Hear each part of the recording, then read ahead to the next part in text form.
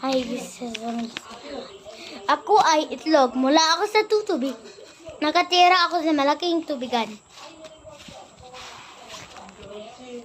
Makalipas ang ilang linggo, nakalabas ako sa itlog.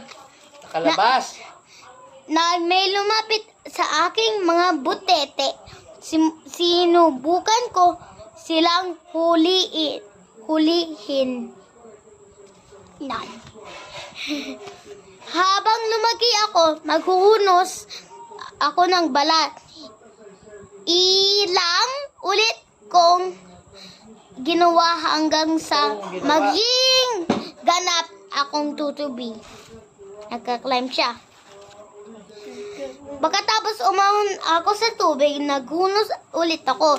Tignan mo ako na ngayon. May na akong dalawang pares ng pakpak. Sa wakas, makalipad na ako.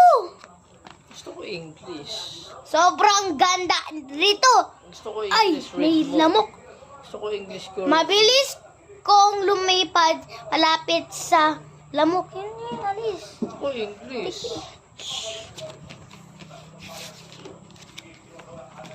Nom nom nom.